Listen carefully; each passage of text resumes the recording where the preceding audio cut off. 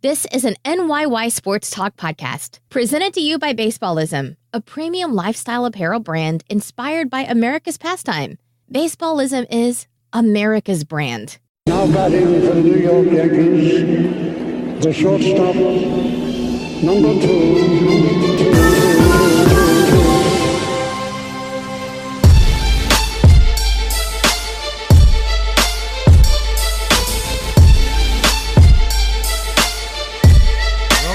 This is episode 103 of the NYYST Podcast, presented to you by Baseballism.com. I'm your host, Christian. As always, I'm joined by my co-host, Chris. You. And over his bout with the sniffles, Stat Guy Rye. What up? You sound pretty good for having the sniffles. It was the flu. I definitely had the flu. I heard some inside scoop on how sick he really was. How sick I heard it was pretty bad. Dude, yeah. I don't think I have ever been that sick in my entire life. Oh, thanks for joining us. Was it that bad? Yes. I mean, I don't really get sick often. It was worse than the stomach bug? Yeah. Oh, dude. I'll take the stomach bug any day of the week over what you were contemplating death over a stomach bug. Right. Dude. And now you'd rather have the stomach bug over what you had last week? Yes. But I'm back. You're back. Well, I think we got some negative feedback, some fan mail earlier today that we should probably be nicer to each other. Yeah, definitely. No, thank you. To the person who wrote that comment, I'll say this. I appreciate your support and listening to the show. I appreciate you taking a moment of your time to review the show. But please, if you're going to review the show, leave us 5 stars. But what I'll say is, if you're listening now to counter that, it is not for the show. We do not treat each other that way for the show's sake. It is how our relationship was built, whether people like it or not. I'll say this. If you think that is bad how we speak to each other on the show, don't ever come hang around out with us when we're together in person. And look, I think everyone in life, you have your friends who you are very close with, and you're close because you rely on one another and you're nice to each other and whatever. And then there's some relationships formed on sarcasm, and we always talk about how our friendship started of you thinking I didn't tip you when you delivered pizza to me, and how it could have became a fight, and you stapled me in my arm, so on and so forth. Highlight of my life. And look, when you're going to be successful doing something like this, you can't put on an act. The reason why we've become, somewhat successful doing this is because we're natural here. We talk to each other. We do filter a lot of stuff, but we talk to each other and treat each other the same way we would, when we're not doing this show. And that's really a part of the successes why a lot of people listen to us. So as much as I appreciate your opinion, it's not going to change. It's how we got to where we are. Yeah, I agree. So screw you, Chris, and Ryan. You can screw yourself also. Yeah, right. So. Likewise. Right. All right. Somebody who's feeling kind of screwed right now might be Brian Cashman, after he just doled out $110 million in contracts to 2 guys, and they're both injured right now. Are they serious injuries, though? Well, anytime you shut down your ace is kind of cause for concern. Well, that's a little bit of a cause of concern, obviously. I think, did Boone come out and say that it was likely that Herman and NYYST are starting? And Sessa. Oh, it was Sessa. He said the combination of those 3, but we'll work through that in a minute here. The Aaron Hicks thing, I mean, we just had this whole friggin' argument last week about him being healthy and playing at least 135, 140 games to make the contract even more valuable to the Yankees. And what happens? Something with his back. I don't remember what, Yeah, it's lower back discomfort. What the hell does that mean? Hasn't that been an issue with him in the past, Oblique really has been his, the oblique has been the last year or so, but I mean, it's just always something else with this guy, and he's young. It's not like he's 35 years old. I mean, this guy's young. He just got a 7-year deal. It doesn't sound like the Yankees are that too concerned about it. Brian Cashman was on with Mike Francesa earlier in the week. It just sounded like they're just, since it's spring training, they'll just let it clear itself out, and then right. I don't, again, these injuries. But it's just bad timing. Like, you sign a contract, your big bugaboo is you can't stay healthy, and now you're missing time in spring training because of lower back discomfort. But, like, I don't even know what the hell that means. Stuff like that with, like, Aaron Hicks, I don't really look into too much. It's frustrating, yeah, it is, but I think it's just, again, more of a precautionary thing to sit him down and give him some rest. The Sevy stuff. And I think we forget to, because of the way the series turned out, he missed 2 games in the American League Division Series. Yeah. Yep. Yeah, Boone said yesterday that Hicks has significantly improved, and he'll likely do some throwing and hitting and aiming for a return to the lineup this weekend. He'll be fine, is really what he's saying. But the Sevy stuff is a little more concerning because you can't have this guy injured this year. How many times have I said it? You guys might have said it too. The whole key, not the whole key, but I would say if you could pick out 3 things that have to happen for the Yankees to win the World Series this year, Severino being a legitimate ace is the number one. Has to be one of those 3 things. I did a whole show on my own podcast that the whole season, in my opinion, starts with him and ends with him. I mean, you got to think about this rotation. And this rotation is great based on one thing. You can't say that Paxton might be an ace. Tanaka might be an ace. They could pitch like that, but Severino has to be the ace. Right. And Severino being that ace and why it's so important is twofold for me. One being that him being an ace really slots the other guys into a much more powerful position. If you don't have to rely, like Christian was just saying, if you don't have to rely on Paxton to be an ace, if you don't have to rely on Happ to go out there and go 15-2 this year and Tanaka and so on and so forth, that all starts with Severino. And that's really where this rotation becomes deadly. And the second thing is, as the New York Yankees, you're putting all this confidence into this guy and you're going out there every single year and saying, he's our guy. No, he hasn't proven it fully yet, but he's our guy. He's our ace. I promise you, he's the bona fide ace that we think he is. This is his year to prove it now. Because next year, if he doesn't, the Yankees need to go out there. If they fall short of a World Series and he's not the ace again that they expect him to be, they need to go out there and really evaluate who they can get to be that ace. Well, the diagnosis was that he has rotator cuff inflammation and he will be shut down for 2 weeks. Boone, at the time, said it's highly unlikely that he's going to make opening day. Now, I believe Cashman said that he's definitely starting the season on a DL. If Ryan can confirm that, I believe that he said that in his interview with Mike Francesa earlier in the week. That's tough to swallow. It is. So who do you give the ball to? CeCe? Well, how are you giving CeCe the ball? Well, is it just 2 weeks, or he got a shot, whatever? He's taking anti-inflammatories. Where are we right now? It's March 10th, March 9th, right? So you figure 2 weeks. I mean, dude, at this point, by the time he picks up the ball, we're only a couple days from the start of the season. Yeah. So that means he needs another 2-3 weeks, ramping it up to get going. If he only misses that 2 or 3 weeks, is it a big deal? Is it a big deal? No, but when you already have a guy in CeCe who you're saying could start in the DL and then has this 5-game suspension, but it's not a big deal because it's the beginning of the year and you have that time to work it out. Now you're talking about your ace being that guy also. You know, we talked about how important it is for the Yankees to start their season hot. We said 14-7. Yeah, well, we saw the schedule. We know the first through Memorial Day they're really not playing the world beaters. You know, throwing a series with Boston, throwing a series with the Astros, but they're playing mostly bottom barrel teams. Does Severino missing potentially 3 weeks change your opinion that they can't still start hot? If they're playing Baltimore's and Kansas City's and those teams, Chicago White Sox, they can't outscore those teams with Herman or Cessa or Loizaca on the mound? I think a bigger part of it for me is that this guy's now missing 2 weeks of spring training and then potentially another couple weeks of the regular season. You know, Sevy's now going to start this season and need to kind of play catch up. And I don't like that in my ace that I need to see all year. But would you rather him have inflammation in March or in August. In March, obviously. But I'll say this, and I'm not comparing myself to a major league pitcher in any way. But you're going to. But no, I will never do that. Well, you know, Severino's shoulder is going to compare to my shoulder. I had bad rotator cuff. I had inflammation, and my labrum was just about hanging on. Well, if his labrum is torn, we're talking about something really different. Well, it was more of tendinitis, and in my rotator cuff, it was inflamed.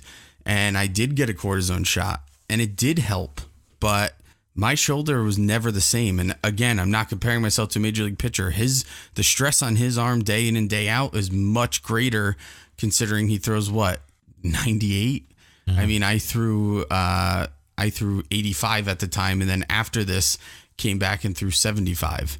I'm also fat and out of shape, and didn't work hard to strengthen my arm. But it's just scary, the fact that he's so young and just got an extension through arbitration, whatever, and that he's getting this shot right now. Yeah, Aaron Boone said it's highly unlikely that Severino will be ready. And then as far as Cashman, he's making it a point that to replace Sevy will be an internal discussion rather than going out and seeking. That means Gio Gonzalez, they don't have any faith in him to be any better than Luis Cessa is basically what he's saying. And that Dallas Keuchel's contract demands are probably still too high for what. Well, yeah, because look, if this was CC Sabathia and you're talking about long-term injury for this season, then maybe you're going out there and you're considering a guy like Keuchel and picking up that contract. This is your ace right now. And you're not sitting here saying he's not coming back. He's going to come back. You're not going to replace your ace with another big contract or someone externally at this point. Maybe deeper in the season you would, but right now you're not. Sevy's going to come back, and we just talked about the light schedule to start the year. You have the talent within your organization to sustain this right now. Well, right now, to me personally, I don't want to be too positive about it, but I don't really think it's that big of a deal. I think we'll see him mid-April. Maybe the Yankees play a little cautious. Maybe they just take it easy with him through April. See him until the beginning of May. But Cash said that he had a full workup done when he signed his extension. They didn't see a damn thing on the MRI when he did his extension. That was only, a week or so ago? And sometimes inflammation can hide things, but they were pretty pleased with what they saw in the MRI in regards to the rest of what's going on in his shoulder. That's the biggest thing. If it's just inflammation, that can be worked on. The scary thing for me is, we were texting the other day about Betances not throwing, as fast as he normally does. And part of the spring training, especially as a pitcher, is the buildup. And really, you're starting spring training at 50%, working up to 70 to 80 to eventually 100 right before the year. So right now, Severino is nowhere near 100% throwing this ball. He hadn't even made a start yet. When he got scratched, that was supposed to be his first start of the spring. Well, I'm really just talking about bullpens and of course, in-game stuff. But that's what's a little concerning to me is that he's nowhere near even at 100% throwing yet.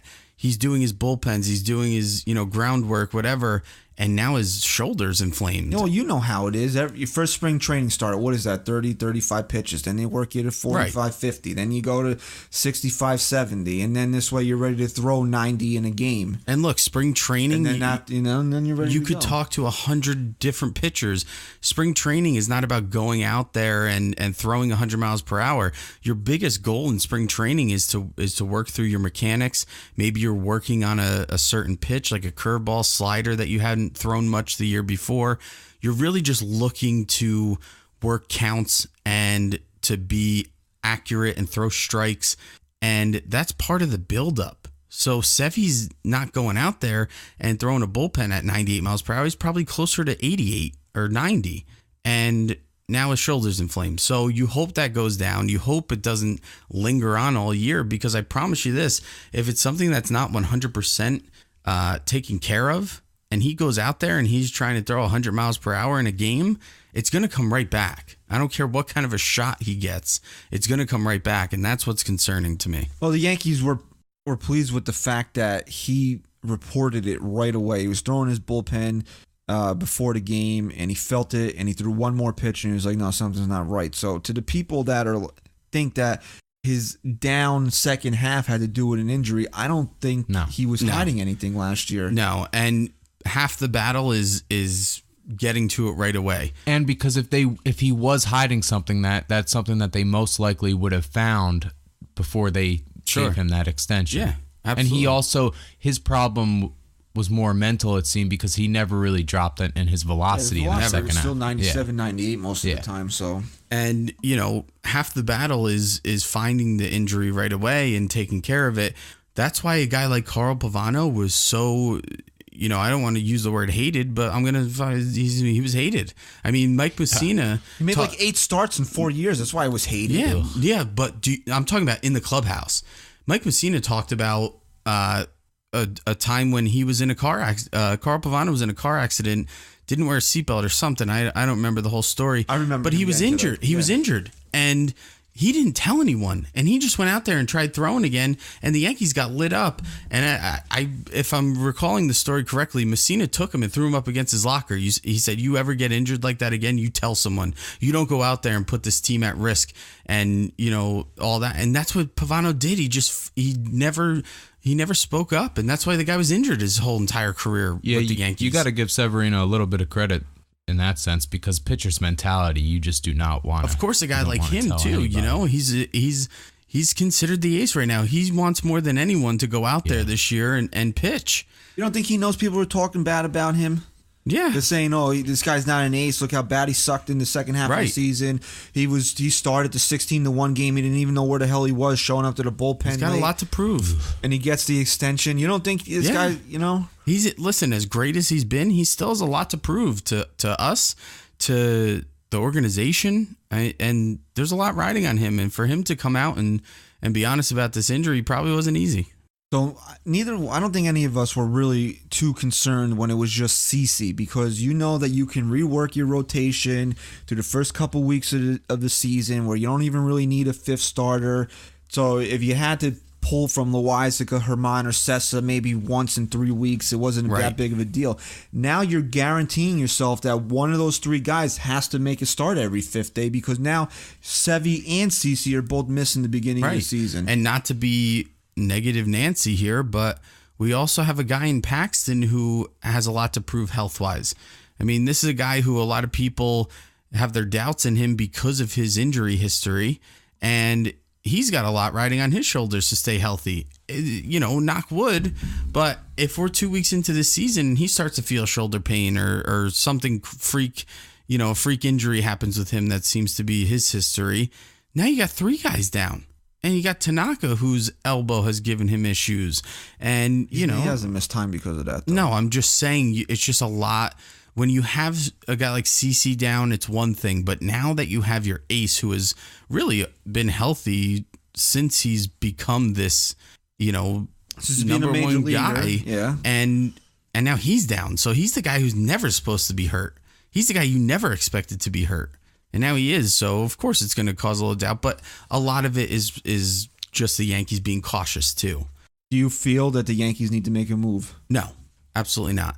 Let's evaluate it a few weeks into the season. Let's evaluate it when the Yankees expect Sevy to be back. If he's still struggling, but it could be. I'm assuming it's going to be too late by then, because I'm going to have to go under the premise that Dallas Keuchel will be on a major league roster by opening day. But I don't think that Dallas Keuchel would necessarily be the answer anyway. Who would be the answer then? I don't know. He's the best available free agent starter. I don't think in any way you're signing a guy like that just because of this injury. Because what happens when he's healthy again and CeCe comes back? You're not going to sit Dallas Keuchel after signing what he expects to sign for. All right, so then is Gio Gonzalez a better option? That would be more of the direction I would go. Now, what was Gio's numbers last year? Now the Yankees are evaluating, is Gio Gonzalez really worth that, or do we have homegrown talent that could do the same exact thing? But honestly, he struggled last year, but then when he went to Milwaukee, he actually picked it up. I think he had like a 3.2 ERA with Milwaukee. Yeah, last year he had a 4.57 with Washington, and then when he got traded to the Brewers, he had a 2.13 ERA. Well, here's my thing with why I think Gio would be a nice fit here. You're going to sign him for a lot less than a guy like Keuchel, and we've talked about how important we feel it is for a guy like Loaisiga to stay in the minor leagues this year and really develop into the pitcher they expect him to be. Now we're taking him and we're potentially slotting him into these spots in the beginning of the year. Gio's an experienced and established pitcher in the major leagues. You're a little bit more confident in a guy like that to slot in for X amount of games, and then you maybe have him in your bullpen for the year. I may have overreacted when somebody asked me after the Sevy injury came out what I would do, and I said I would offer Dallas Keuchel the same contract I offered Jay Happ and see if he takes it. Well, it's not worth trying. I just don't think he would take it. What do you mean you don't think it's not worth? You mean it's worth trying? I don't think. Yeah, I don't think it's. I think it's worth them at least. Picking up the phone. You don't think he would take 2 years and $34 million right now? He's sitting at home doing nothing. Might. Yeah, he might now. He might right now. Yeah. And it covers you through this year. Yeah. In case anything happens, and then you're gonna need another guy next season. With CeCe's retiring, so I mean it's not the worst thing in the world. No. I couldn't agree more, but we've talked about how we have a general manager who is picking up the phone no matter if they need the guy or not, just to kind of gauge the expectation of a contract. Maybe he has talked to Keuchel's people at this point. Honestly, I got to think at this point, if there was something really serious that concerned the Yankees, because we're 3-4 days now removed from the news coming out. Right. That they would have even signed the guy to a minor league deal, taken a flyer on somebody. Right. I don't know, man. I mean, it just, when you see that, though, you're creeping closer and closer to the beginning of the season, the end of the winter. This is all, things we've been looking forward to for so long now. And then you're on Twitter and you read that. It takes the wind out of your sails. Yeah, because, we've said it over and over. This is our year. This is the year we can finally go out there and expect to be the best, right? We expect this team to win nothing less than a pennant this year. And you're right. It's deflating to now have to go into the season without your ace, first of all, with guys like Hicks who are injury prone, already feeling injured. Breaking news here. Former Yankee and now drug kingpin Esteban Loaiza will spend his next 3 years of his life in a federal penitentiary. Esteban Loaiza? Esteban Loaiza. Wasn't that the one who got shot in the DR? That was Tyro Estrada. Who is this then? Why do I know Loaiza? Because he was traded for the Yankees traded Jose Contreras to get him. Oh, Remember God. when Contreras became such a giant bust? 2 winners. Yeah, former Yankee. Last August, Loaiza pleaded guilty to possessing 44 pounds of cocaine with the intent to distribute. So there you go. Solid. I guess when you're a bum major league pitcher that gets traded for a train wreck, you have to sell cocaine. I guess so. Got to keep yourself on your toes, So what were you saying there, pal? We got to be nice to each other. You're right. Buddy. Thanks, pal. Thanks for thinking of me, bud. Didn't mean to interrupt you there. I don't even know what I was saying. I was kind of just backing up your point that it's deflating. I mean, it's a year that not only do we expect to win, but it's a year that we are really excited for every piece of this puzzle to be on the field. And we're already, having doubts with who's going to stay healthy. That's the scary part. If this was mid-season, yeah, it would suck a lot more, but we wouldn't be as concerned because we still don't know what this team is. We all know that you can construct a team on paper that looks like a World Series caliber team, but you don't know until they all gel together and start winning what they're capable of. We want to see what this team's capable of. We all know what to expect, what we want to expect, but we don't know what this team is truly capable of until they go out there and start proving it this year, that they can be better than Boston, that they can beat the Houston Astros and they can be better than them and they can be the ones in the ALCS going for the pennant. And it's discouraging. It's not easy as a fan to sit back and just be okay with it. The Yankees don't even have to be as good as they were last year, and they can win 88 games if that means that Boston has won 87. Maybe they need to win 105 games, but as long as they have one more win than the Red Sox, that's what's important this season. Assuming that no other team is going to have more wins than the Red Sox or the Yankees. You know what? At the end of the day, what you're saying is they have to just win enough games to win this division. I'm trying to think here. Do the Rays, if the Red Sox and Yankees are only winning 87, 88 games themselves, you think the Rays are going to be winning 87, 88 games? Someone else has got to be. Why? If the Red Sox and Yankees are only winning 87, 88 games, that means there's another team in the AL East that is somewhere close to them. Nah, I don't think so. Look how Cleveland ran away with their division last year. Would they win 89 games, 88 games, something like that? Yeah, but you're gonna have a whole division full of bad teams. The other team sucked. So Toronto and Baltimore are gonna be. I mean, I can't imagine them winning more than how many? What's your over under on Baltimore this year? 51? 50. I'm going under. You're taking the under on 51. Yep, under. And Toronto, I would set it at 70. I'll take the over on them. 72. Still, that's just pretty awful. Yeah, Cleveland won that division last year by 13 games. And what was their record? 91 and 71. Second place Twins, 78 and 84. But listen, I mean, 91 wins is not something just laugh over. The Yankees won 91 games in 2017, didn't they? How crazy is that, though? Last year, the AL East had 3 teams that won 90-plus games. The third-place team in Central, 64 wins. That's what I'm saying, though. If the Yankees and Red Sox, 2 incredible teams, are only winning 88 and 87, the only other logical explanation would be that there's a third AL East team, because the Rays are better than every single team in the Central other than the Indians. I don't think so. Come on. I don't think the Rays are challenging for this division. Even if I never said they were. Even if the Yankees and Red Sox are winning in the low 90s, I still don't think they're challenging for the division. I never said that they were challenging. I just said that they're better than half the teams in the Central. The point is, it doesn't matter if it takes 87 friggin' wins or 112 wins. The Yankees need to win this division this year. So does this injury to Severino cost them a shot at the division? Right now, no. Missing 3 weeks of the season with your ace on the disabled list, does that cost the Yankees a shot at winning the division? No, because it all goes back to what we keep saying. Their schedule is one that they can take advantage of with or without Severino. If the Yankees get off to a slow start in those 3 weeks that Severino is out, that has little to do with Luis Severino being out. Right, and we talked about that, how the Yankee offense is notorious for being slow starters. And we said it just can't happen this year. It can't. There's no excuse. There's no excuse. It cannot happen. That stays true whether Severino is healthy or Severino is injured. Because if this offense can come out there with, not having to dust the cobwebs off or anything like that, and they're hot right out of the gate, they should win no matter what. Because like you said, they should be able to put up more runs than the other team, no matter if it's Loaizaga pitching, Sessa, or Luis Severino. Well, a big part of that offense is going to be who is standing at first base. And Aaron Boone, I don't know why this was such breaking news this week, because I've heard it mentioned by the manager and GM multiple times in the past.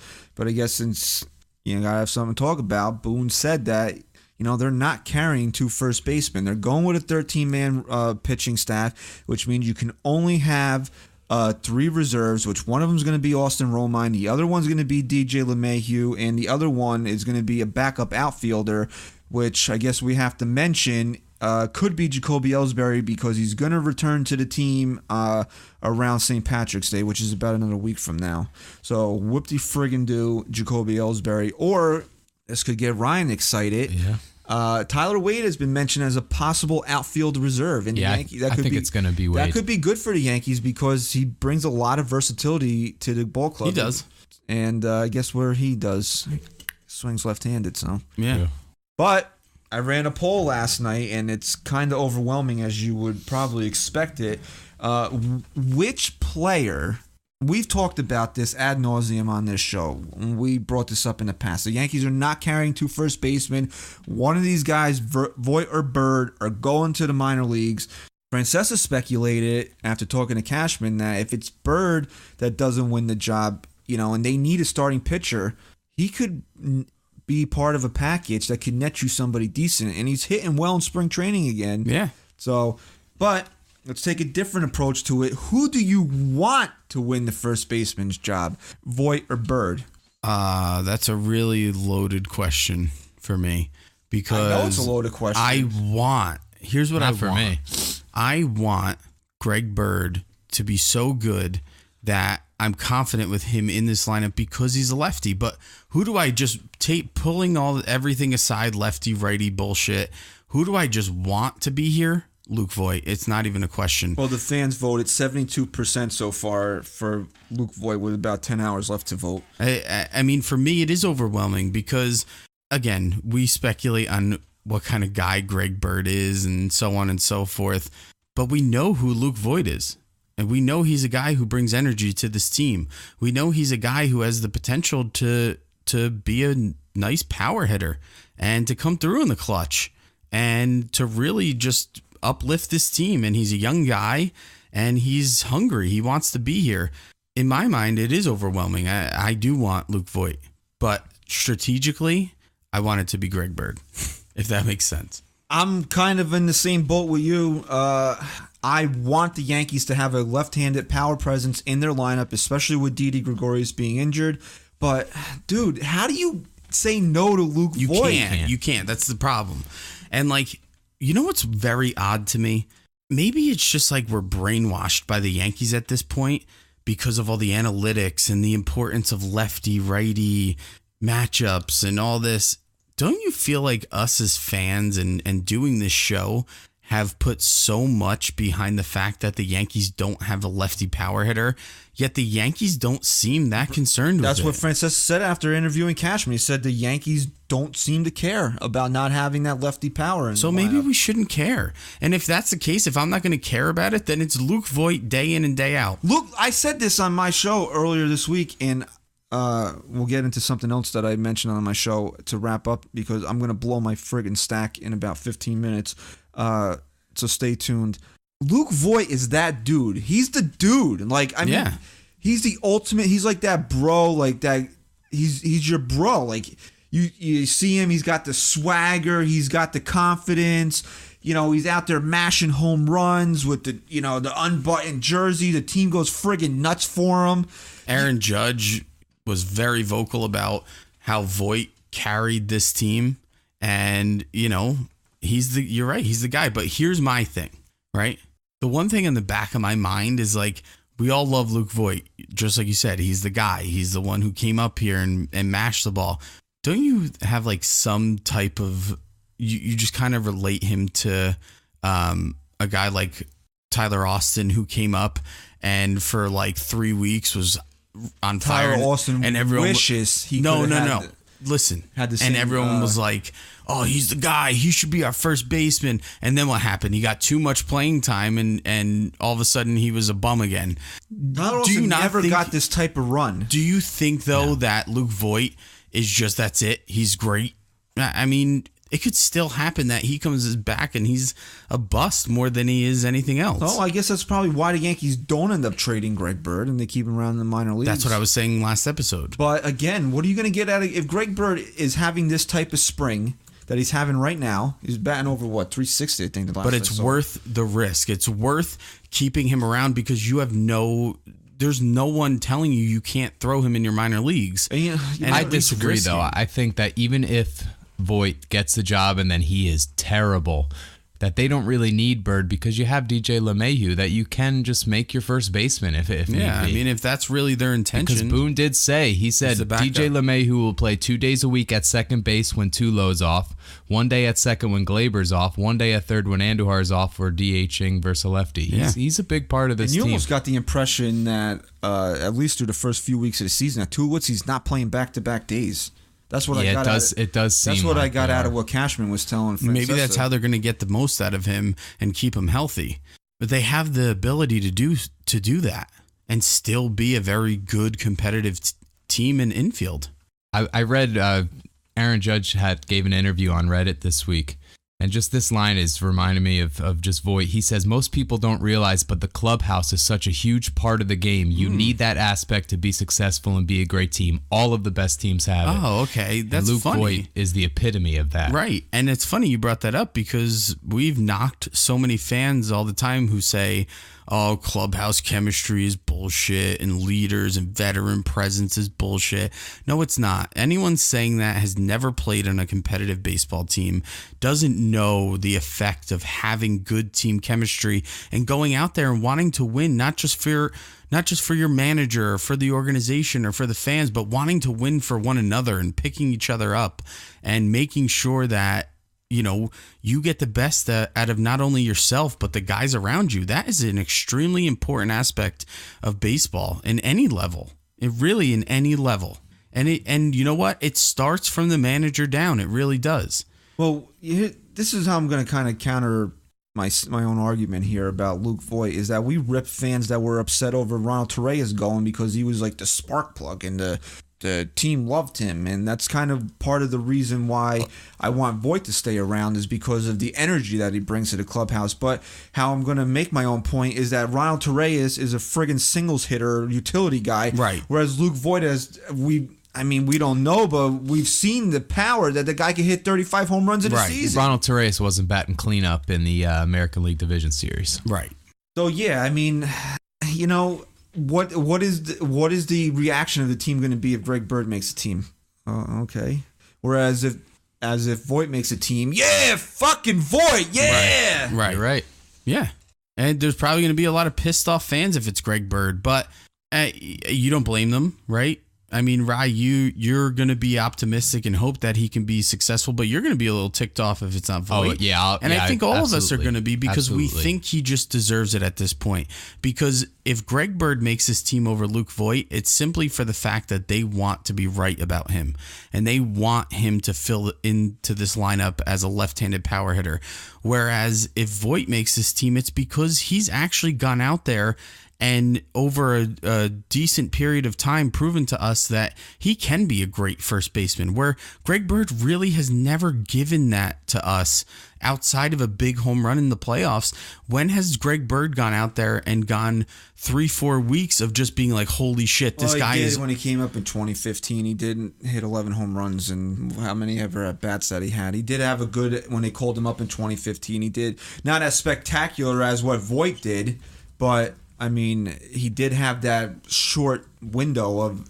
Okay, but here's my only argument. Yeah, 11 home runs, 31 RBIs that year in just 46 games. Here's my only argument to that. Where were the Yankees at that time? No, they were out of it. No, right. 2015? No, yes. They were a wild card team in 2015. Just like they were a wild card team last year. And then last year in 39 games, 14 home runs, 33 RBI. It's much more impressive not much more when you stare at the numbers side by side, but they had that short window of dominance when they got called up. They both did. I mean, Voigt's overall numbers look better, but you can't say Bird didn't have that similar run in him. Right. Now, Bird then spent 2016 hurt. He spent 2017 hurt. He spent 2018 doing whatever the hell that he did last year, sulking in his fucking locker. And then, oh, by the way, I'm going to now take the time to apologize to you because I did refer to somebody as a effing douchebag last week, okay? My apology is that when I used the term fucking douchebag, I wasn't using it to refer to you. So thank you. There's your apology. Thanks. Very, very respectful apology. I'll take it. You know, oh, man. Stop being mean to me. It's not good for the show. Are you triggered in any way? Greg Bird... Here, at the end of the day, here's why everyone's going to be upset if Greg Bird is the starting first baseman for this team going into the season. It's simply for the fact that, why does he deserve it? Why? At this point, it shouldn't be his job to lose no matter what. Maybe he won the job. No, there shouldn't be a job to win right now. That's what you... Okay, if you take that approach that Voit did enough last season to lock up this job, that's fine. You're looking at it the wrong way, in my opinion. I'm not just looking at what Voit did to earn the job. I'm looking at what Greg Bird didn't do for the last how many years to then just say, okay, he's still our guy. But the Yankees are not looking at it that way. I understand Brian Cashman believes that we still have not seen the best of Greg Bird. I understand that 100%. I'm telling you why I think people are going to be upset if Greg Bird is the starting first baseman. And it's because you look at it as a whole and you say, this guy's done nothing but get hurt. And when he is healthy, he hasn't been that good over the last couple years. Well, you know what? And then if at the end of September we're looking up and Greg Bird hit 270 with 28 home runs and 89 runs batted in. I'm glad he's... you know. Right. at the end of the day, do I expect that to happen? No. At the end of the day, we're all going to have our personal preference as to what the Yankees should do. And really, we just need to take a step back and just trust the process. And if it is Greg Bird, instead of going into it and tweeting and posting on social media that this team's a fucking joke, fucking Greg Bird, he sucks, I can't believe I have to. How about just taking the approach of saying, look, they want this guy to be their guy. And if anything else, we should want him to too. If that's going to be their decision, you should not be talking about this guy like he's some bum until he goes out there and does stink it up again. Then you can talk all you want. But this is a new season now. And that's the beauty of baseball, is that this team just won 100 games last year. They did fall short, but they can go back out there, and this is a whole new season now. They can win the 88 hypothetical games we talked about and still win the World Series. This is a brand new season, and it should be taken that way every single year. Give the guy a chance. If the Yankees are giving him a chance, we need to give him a chance. Do we all want it to be Voit? Yes. But if it is Greg Bird, let's let him ride. Let's let him give it another chance. Well, you know who I'm glad the Yankees didn't give another chance to, and after he opened up his goddamn mouth earlier this week, I'm even more happy that they didn't give him another chance this week. Who's that? And I know we said we would never say, you know what? We say his name every week now. Yeah, you know what? We say his name more now than we did before. Seriously. I don't care, because he has to get what's coming to him. He has to get what's coming to him. Yeah, what did he say? Sonny Gray is one of the biggest piles of garbage that I've ever encountered as a Yankee fan. Okay? Did you read the article? Yes, I did read the article. Did you read the article? I did. Okay. So are you going to tell me that I'm going to be off base and killing Sonny Gray right now? Is anyone going to ask if I read the article? Did you read the article, Ryan? I didn't read it. Sonny Gray's sole point of saying what he said is to tell everybody that he's not the reason that he sucked as a Yankee. Okay. That it's somebody else's fault. And isn't that the main thing that we've always had with a problem with Sonny Gray, that it's never his fault? Yes. And in that sense, that he opened his mouth up to say anything like that. Now here is why he should be killed. Okay, on this show here's right the point, right? Now, you're going to say that he's just answered a question, which is fine. Here's how I would respond to that. You know what? I'm a Cincinnati Red now. My whole focus is on helping the Cincinnati Reds win ball games.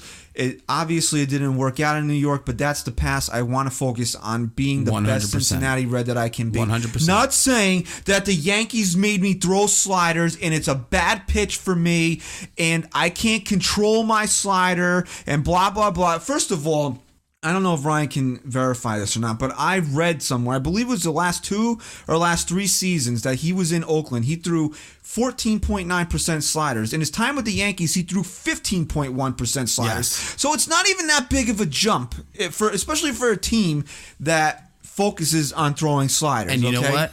Okay. You go. No, go. Okay. All right. To that point of you saying the 14.9 compared to the 15.1% of sliders, here's what that tells me. It's a negligible. It's not even noticeable. To be honest with you. Right, and here's what that proves to me at this point. He's so mentally weak that when they were pushing this slider on him, even though he didn't throw it that much more, it was just weighing on him mentally at that point. That they expected him to throw the slider. They expected it to be good, and it wasn't. He came out and said it was a shitty pitch for him. Yeah, guess what? So were all your other pitches when you were in New York. They were all shitty. Let me break this down for everybody here. First of all, I'm going to take this in 2 different approaches. Number one, when I tweeted about this earlier in the week, then you get the jackals that come out and say, well, it's Larry Rothschild's fault. First of all, here's where you're wrong. Number one, Sonny Gray saying this isn't a reason for you to then attack Larry Rothschild's job performance, okay? Because that's exactly what Sonny Gray wants you to do. He wants you to come out and then say, well, Larry's a bad pitching coach. Larry couldn't get the best out of Sonny Gray. Larry. That's why Severino goes to Pedro Martinez. Guess what you're not saying when you're saying Larry Rothschild's name? You're not saying Sonny Gray's name. Sonny Gray's off the hook for being a bag of shit as a New York Yankee. Right. That's exactly what Sonny wants you to do. So, congratulations, you fell into Sonny's trap. Now you're blaming Larry for Sonny being bad here, okay? Right.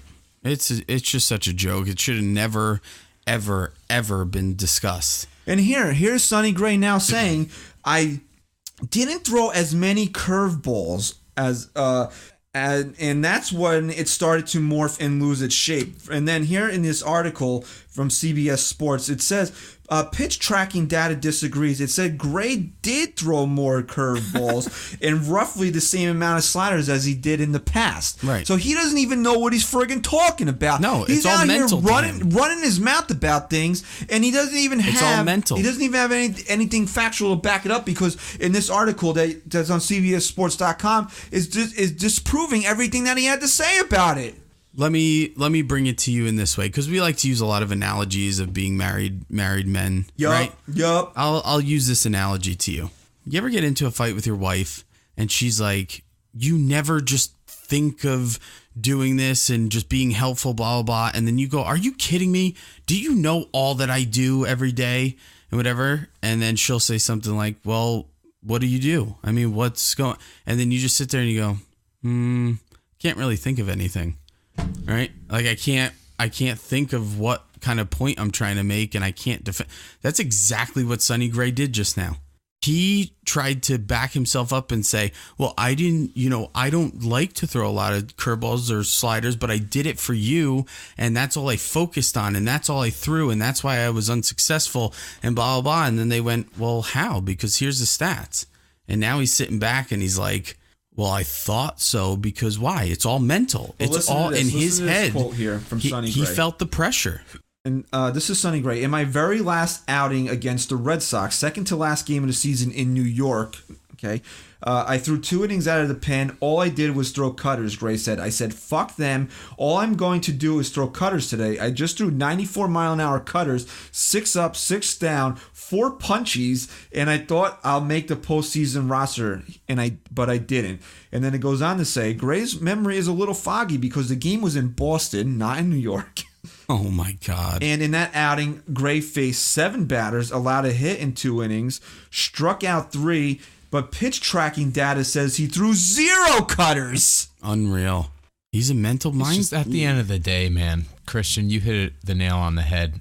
Just don't bring it up, man. Just move on. Right. How many times have you guys just referenced in the last couple minutes, it's in his head, right? It is. Okay. Sonny Gray, how many times have I referenced this stat on this show? Sonny Gray on the road pitched like a friggin' number 2 starter, 3.17 ERA, less walks, less home runs allowed, and less innings pitched than he did at Yankee Stadium, where he had, what, a 6.98 ERA? Sonny, if your slider was so bad, why were you good on the road and bad at home? Yep. Exactly. The problem is not in between the white lines for Sonny Gray. The problem for Sonny Gray is in between his ears. Okay? Now, everybody's going to go out there and look at Sonny Gray's pitching lines from this year, and he's probably going to pitch to a 3.4 ERA, win 12 or 13 games, and they're going to say, Larry Rothschild. oh, it's probably Larry Rothschild. Or it's the fact that Sonny Gray's pitching in Cincinnati, where, no offense to Cincinnati Reds fans, nobody friggin' cares. And that's exactly what he wants. And after opening day, when they'll sell out, because everybody sells out opening day, after opening day, Sonny Gray's going to pitch in front of 9,000 people, 8,000 people, where if he sucks, you know what they're going to be doing? Nothing, because they don't care. Who's Sonny Gray? This is New York. This is friggin' Yankee Stadium. I'm gonna give a little spoiler alert here. We're gonna drop 2 episodes this week.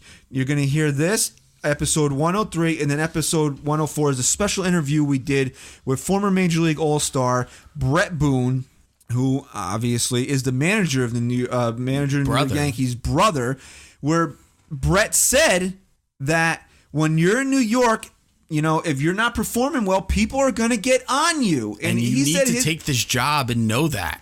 I mean, to be successful, you need to know that. When the Yankees make a big trade for you at the trading deadline and trade top prospects for you, now, thank God for the Yankees that they really haven't panned out for the A's either, because then this whole disaster would be even worse. When the Yankees make that deal for you, you have to understand there's a certain level of expectation for you to come here and perform. And Fuck is that supposed to mean? And that's not on the pitching coach. That's on you and the ball that's in your friggin' right hand. Can I ask you a question? Yes. Were you ad-libbing, or did Sonny Gray really say, I said fuck them? No, that was a quote. That was a quote. Yeah. Wow.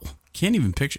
I went out there and I said, fuck them. I'm going to throw my cutter nonstop. Just to maybe make a note of the guys that the Yankees traded to get Sonny Gray. James Caprillion was one of those guys. He's apparently getting cleared to throw again this week, so that's pretty cool. He hasn't picked up a ball. I don't even think he's picked up a ball like since 2016. So let's see, what he's made out of. He's going to be the one guy that I think could shine as the biggest potential out of all those pieces. But at the end of the day, I mean, who gives a shit at this point? It's over and done with, and we still built an incredible team that is now, considered one of the best. You know what? In And Brian baseball. Cashman and Aaron Boone were both asked about this, and they both said the same thing. It was frustrating. We wanted him to succeed here. We were focused on our team. We wish him the best of luck in Cincinnati. That's it. Why couldn't he say that? What was his big deal? You know what he is? He's a jilted ex-lover, and it's got to be your fault and not mine why we broke up. Right. And that's exactly what he's doing, and that's exactly why I'm pissed off about it.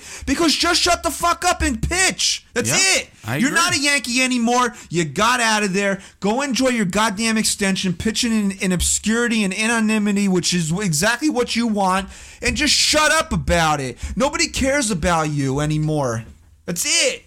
And this is the last fucking time we're going to mention Sonny Gray's name on this show. I don't speak your name, so keep my name out of your friggin' mouth, really, okay? dude. That's Seriously, exactly what it comes down to. I know people are fishing for stories. It's spring training. You got to have something to write about. Shut the fuck up and just say, I'm a Red now. That's all I'm focused on. Get over it, bro. Move on. What are you going to do when I don't know who the catcher is with the Reds, but what are you going to do when he puts down a slider? Cry? You're going to grab your friggin' Linus blanket and go hide in the dugout in the fetal position? I can't throw sliders. Mr. GM, I don't know if you know this about me, but you might want to call Mr. Cashman. I pitch really well to Austin Romine, so if you want to get him over here, I could pitch to him. No, you can't, you fucking moron. You sucked with him, too. Oh, he's got a brother, Yeah, though. we gave Sonny Gray every excuse in the book. Every little thing that would make him feel comfortable. Oh, Sonny Gray doesn't like beef stir fry, so we only serve chicken on the days that he pitches in the clubhouse. Sonny Gray, guess what? He had one good start when we served chicken stir fry, but then every time after that, he sucked, but we're still cooking chicken stir fry because Sonny likes it better. The same shit with Austin Romine. He had 2 good starts with Austin Romine, so it's Gary Sanchez's fault. But how many times did he fucking blow when Austin Romine was behind the plate too? But we still gave him Austin Romine because it's a thing that he has with Gary Sanchez. The fact of the matter is, Sonny, the light shined brighter in the Bronx, and you couldn't handle it. You wilted like a little dying flower,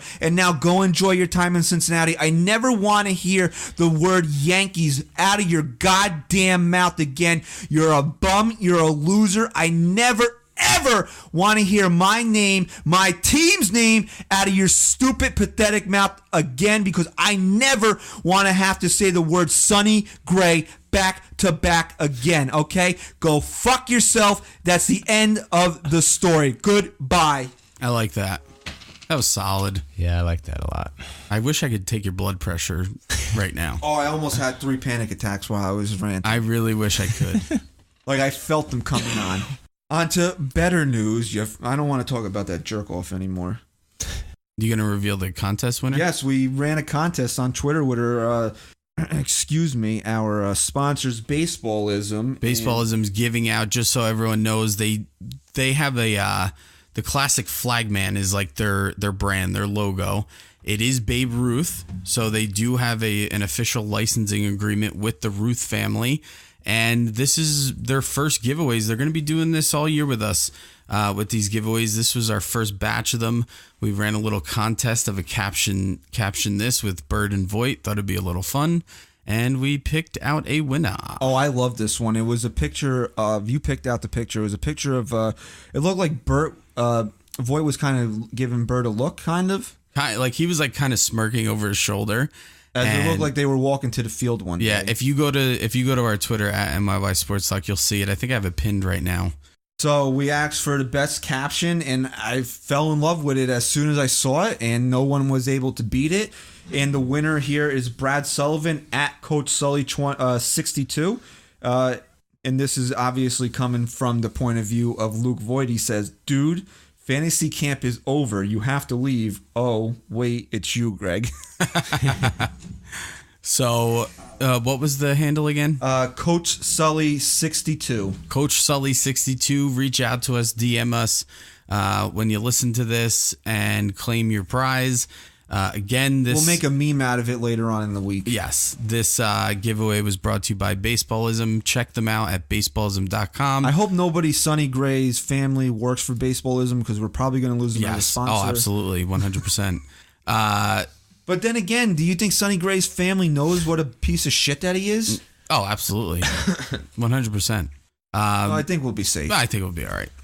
Check out Baseballism. I'm sure he's a nice guy, but as a baseball player, he's you know what's going to lose us our sponsorship? Me not being able to get through the. All right, get through the ad roll. Head to baseballism.com. Seriously, they don't just have, by the way, hats and shirts and stuff. Did you check out those glasses that are on there? The sunglasses? No, I didn't. But now I want 2 shirts from them. I want the one with Babe Ruth standing in the stadium, and I want the Respect the Game one. The Respect the Game shirt is phenomenal. It's one of my favorite shirts. So why don't you get on that? I'll get on it. Check them out. These sunglasses are freaking awesome. Really cool. They're baseball back grain on the side. It's just check out my screen here. If you love baseball, seriously, you just go to. I'm so bad. You'll spend so much money. It's unreal. Them all the time. Oh, so do I. That's why I won't spend the money. But if anyone wants to buy me a gift, they can use promo code NYYST, 15% off. Send them over my way. But we'll kick it to our sponsor real quick before we wrap up the show. And I will take this time to calm Christian down so he doesn't have a stroke. You know what? I'm relaxed. We're done here. We got my dog came home over the weekend. I love that friggin' dog so much. No, he's not here. My wife is insanely jealous about how much I love the dog. Like when she texts me when she gets to work in the morning, I don't say anything like, "Oh, I love you, have a good day," and I ask her how the dog was because I leave the house before she does. And she gets upset over that. So, Creed, if you're listening, buddy, I'm coming home. We'll go outside and we'll play fetch in a little bit. Nice. Don't let me meet the dog. Here's our sponsor. We'll be back right after this. Hey, have you heard about Baseballism?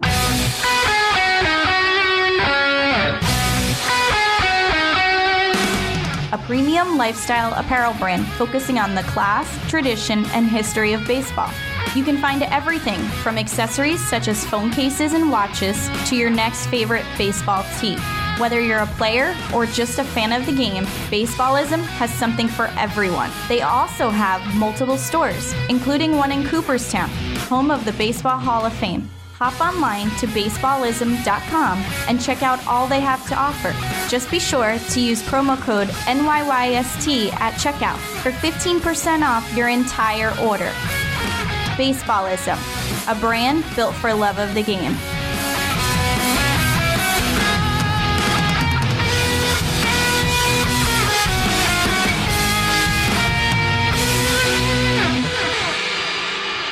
All right. So while you were playing the ad from the sponsor, I called my wife. She was excited to hear from me until I asked her to put the dog on, and then she told me that I have to stay here for the rest of my life. Please don't. No, I'm going home to get the dog. You're not bringing the dog back to my house. No, I'm going to my mother's house. I'm not going to get into dog stuff or pet stuff. I'm just not a pet guy. But I am. Okay. So don't talk shit about my dog. I'll meet your dog and I'll love your dog at your house. I'll pet it. I don't want my dog in your house because God only knows what type of germs he's going to Nothing better, though. Nothing better than a puppy. You know? He's awesome. Ugh. They lick you. They friggin' they make you. They love you, Chris. They walk in between your feet and they make you. You're trip. having a bad day. You know, you get a little angry. They don't care. The friggin' thing, right? You have a living being that. I have living beings that gives you unconditional love. I have unconditional love. I don't. Yeah, but when your dog is being bad, you can put it in a cage. When your kid is being bad, can you put your kid in a cage? I put my kid in a cage any day of the week. And they can't talk back either. You know? Oh, no, they bark. They bark. But then, which is worse. I'd rather a kid talk back. No, when your son learns how to curse at you and you say, Jack, go brush your teeth, and he's like, go fuck yourself. Oh, that'll happen one day. One day. My dog can't tell me that. Right. I mean, I'm sure in his mind he's saying it, but I don't know what he's saying. He probably thinks you're an asshole right off the gate. He knows. I'm sure he likes you, bro. quick story before we wrap up. We took him to the vet for his puppy checkup, and everybody loved him. The receptionist behind the desk was like, "Oh, we've been seeing puppies all day." Well, what are they going to do? Fucking tell you he's ugly and that they hate your They don't dog? have to say anything. They're Right. like, "We've been seeing puppies all day, but he's my favorite." She's like, "I never asked to do this, but can I hold your dog?" Okay. And I was like, It's those like eyebrows.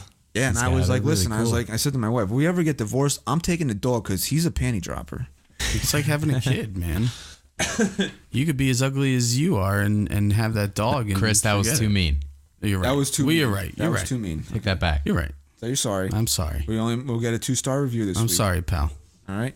So anyway, I gotta take a deep breath here because even though now we're a few minutes removed from it, I'm still wound up here. I gotta go home. Anyway, thank you for listening to episode 103 of the NYY Sports Talk podcast. First of 2 new episodes this week. We'll be dropping our special interview with Yankees skipper's brother. Although we really shouldn't preface it by saying that he's a former Major League All-Star player, very accomplished career. We thank them very much for spending some time with us. So you will hear that interview later in the week with Brett Boone. So be on the lookout for that. Thank you to baseballism.com. Check them out. Follow us on Twitter at NYY Sports Talk. Stat Guy Rye. Go Yanks. Chris. Say goodbye.